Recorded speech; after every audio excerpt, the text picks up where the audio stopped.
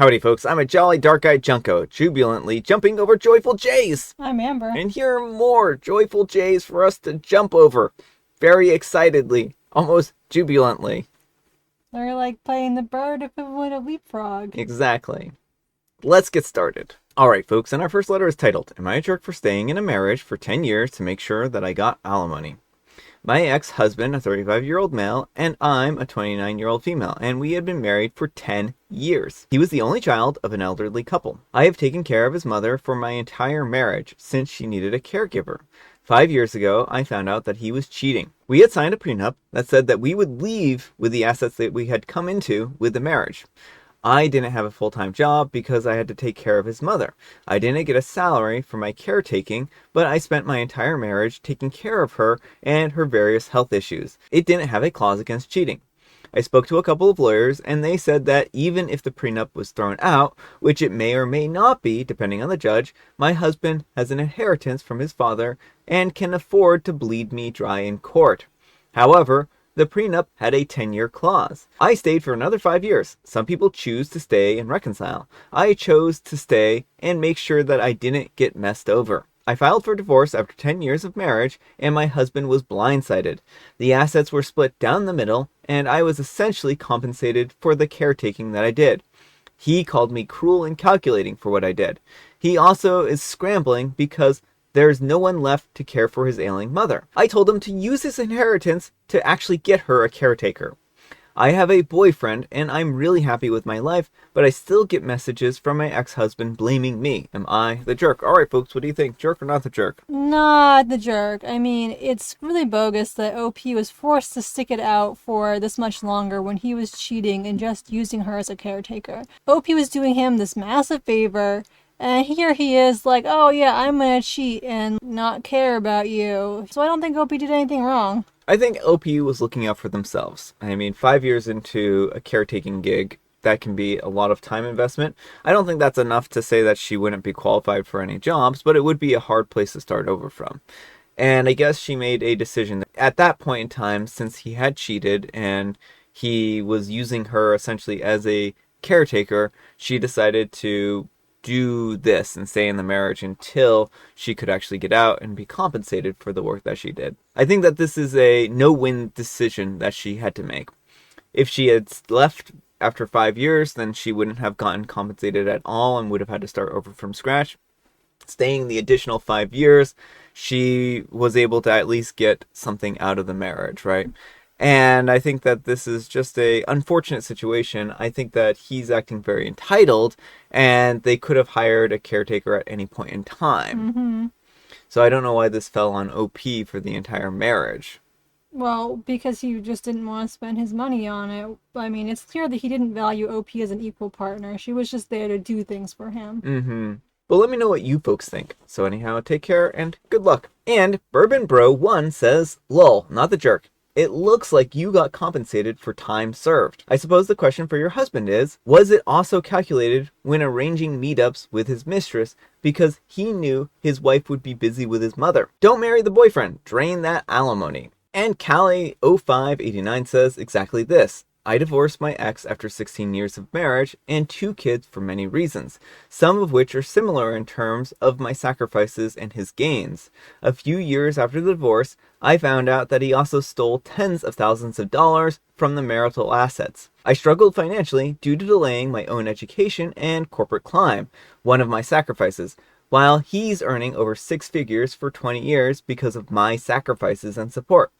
I have a boyfriend who also doesn't want to remarry, and we are very happy together. I'm eyeing the ex's social security income and won't remarry because I would become ineligible to receive it. Gotta play that long game. I mean, I certainly think that's one way to look at it. Alright folks, and our next letter is titled, Today I messed up by telling my future mother-in-law that Joan of Arc might have been schizophrenic. This was, of course, not today, but instead about 35 years ago. My girlfriend had a French mother and was from Orleans, France. I didn't know all that much about French history at the time, so if I read something about French history somewhere, I would bring that up to see what my girlfriend's mother thought about this. So one day, I read somewhere in an article, maybe Psychology Today, that they analyzed the curious case of Joan of Arc, the teenage girl who helped lead an army in France after hearing God speak to her, before they burned her at the stake and becoming a martyr. The gist of the article was that using modern psychiatric interpretations, her behavior and story indicated that she was likely schizophrenic and that the voice of God that told her to become a warrior was essentially like many of the internal voices that plague folks suffering from schizophrenia. I brought it up to my future mother-in-law. I mentioned, Joan of Arc, right? Well, doctors now understand that she was probably suffering from schizophrenia, and that the voice of God was just her internal schizophrenia voice instructing her, not unlike how the Son of Sam killer had a dog talking to him and tell him what to do. She was really just suffering from a mental illness. This tiny, sweet, calm human woman that I loved like a second mother instantly widened her eyes to almost double in size. She slapped me hard across my cheek, and then she stood there shaking, pointing a finger at me and not saying a word. Then she wandered away. I was absolutely dumbfounded, and I asked my girlfriend, and she tells me not to worry about it. She just likes Joan of Arc. Seems like an over-aggressive response to me, but whatever. So about 3 years later, we were on our European honeymoon when we stayed with her grandma in Orleans for a week. And every time we would wander around the city, I would see signs and statues and paintings and churches, all with Joan of Arc's name on them. And I was starting to realize that she was a much bigger deal in this town that my mother grew up in than I ever had imagined. She was the Maid of Orleans, I found out. Then my grandmother pulled out some scrapbooks of my mother when she was younger, and it was like pulling out your obsessed daughter's scrapbook full of hundreds of Taylor Swift pictures and ephemera, except it was all of Joan of Arc related instead. And there was a bunch of stuff about her literal concrete plans to become a nun when she was a teenager, inspired by her hero with a direct line of God, Joan of Arc, whom you might recall that I claimed actually was schizophrenic. I have no idea why my wife didn't better prep me for all this. Sometimes she would just let me shoot myself in the foot because she found it hilarious. Alright folks, what do you think? I think it's a very silly story. Like, the slapping him wasn't okay, of course. First of all, like, schizophrenia, there's nothing wrong with having schizophrenia. Like, and there's nothing wrong with people who have it. And there's a lot of unfortunate stigma around it. So even if Joan of Arc had schizophrenia, which I'm not saying she did, like, that's not, like, a negative, and I don't like that that's kind of, like, painted as a negative. Mm-hmm. But then they go be like, oh, yeah, your idol is, like, the Son of Sam killer. Like, that's quite a choice. Yeah, choice. Well, and I mean, 35 years ago, mental health was not prioritized in the same way that it is now, and it was a little bit more stigmatizing back 35 years ago. And also, research and whatnot was a lot harder to do because people didn't have an internet that was ubiquitous around them at all times. So I think that OP made a mistake, but it might have been actually an easy mistake to make because of the resources at the time, because of the environment around things. And I also don't think that she should have slapped him, but if you also look at like comedy 35 years ago, that was a pretty common trope for women to slap men across the face. So I'm not saying that justifies it, right? But I'm just trying to put this into the context, in the lens of, 35 years ago. It wasn't quite the same as what it would look like today.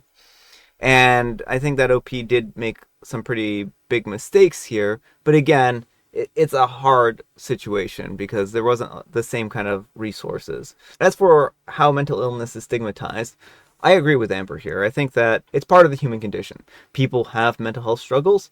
There are a lot of historical figures who have mental health struggles, but that doesn't make them any less heroic or historic or anything like that. It just makes them human. And if Joan of Arc was schizophrenic, I'm not, again, saying that she is or isn't. There's a lot of evidence to say against the contrary that she was. I think that this is one of those things where it's not a bad thing if she was, but it also isn't necessarily a guarantee that she was. But let me know what you folks think. So anyhow, take care and good luck. Alright folks, it is tea time. Grab your beverages of choice. I've got some tea right here, and Amber, she has a joke. What do you call it when the Invisible Man and his chums come together to make potato dishes? You know what I call it when the Invisible Man comes together with all of his chums to make a potato dish? I just call it a bunch of friends hanging out, eating potatoes. like good friends do. A monster mash. A monster mash? But the Invisible Man isn't like a monster, is he?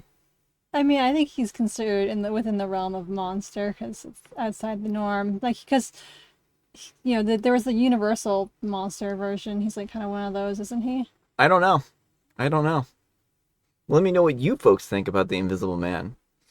And I have Mega Mint. Alright, folks, that's all the time we have for today. Thank you so much for watching. Happy, spectacular Saturday. I hope your Saturday is going spectacularly. Amber, we need some kind of moral advice and or guidance. And please, have it on how to have a happy marriage. Don't cheat on your partner. Yeah, I mean, don't cheat on your partner. That makes a lot of sense. Thanks so much for watching, and we'll see you all tomorrow. Bye.